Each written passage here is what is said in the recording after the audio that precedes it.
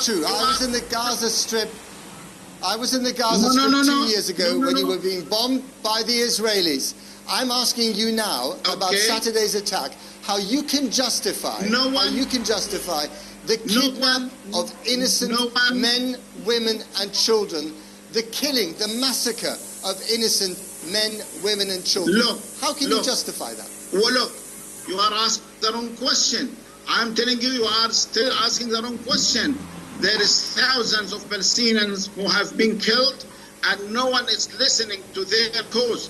No one is talking about the right of the Palestinians to have their independent, sovereign state.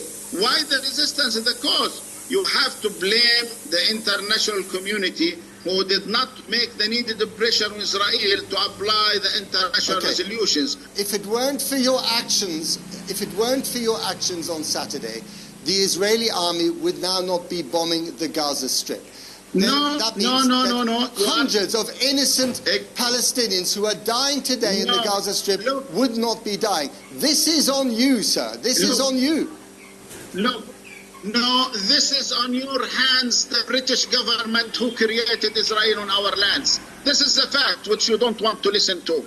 You create Israel on the Palestinian lands by Balfour Declaration 1917. You created Israel in 1948 on the Palestinian lands, arming Israel, making Israel the most powerful country in the region. This is on your hands, you and your government. Look to yourself, sir. Let me ask you again. Is this what you did on Saturday?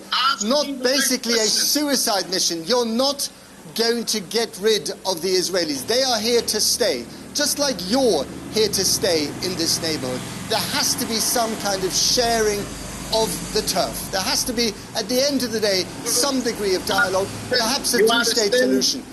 Right, that is the reality. Excuse me, we will not leave our lands. We will resist the occupation. Show us the seriousness of the international community. Implement the international resolutions. Let the Israelis push the Israelis hard to leave our occupied lands. This will be the reality which the Palestinians will see and will believe. Let me ask you finally, how does all this end? How does all this end? I think the real end will be make an end for the occupation.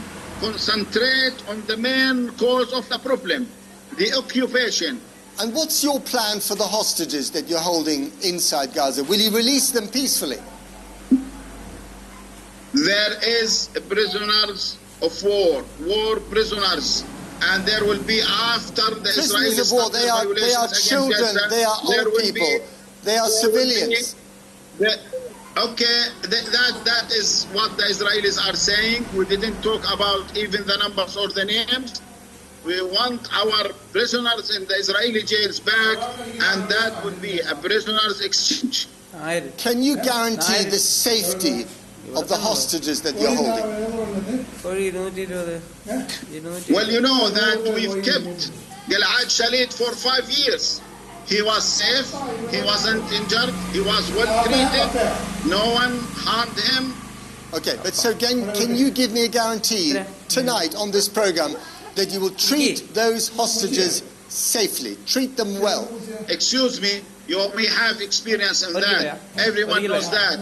We always treat the people in a good way, and we know that they have rights as there are war prisoners. We will treat them well, as we have done with Gilad Shalit. So what about the threat last night that you will kill a hostage every time a house in Gaza is bombed by the Israelis? What about killing the entire families in Gaza? Talk about the families who were killed in Gaza, and then talk about the others. When you deal with this enemy, with this monster which is called Israel army, you have to tell them that they are doing the wrong things. Okay, we're going to leave it there. Osama Hamdan, thank you very much indeed for talking to us. Thank you. Well, Israel's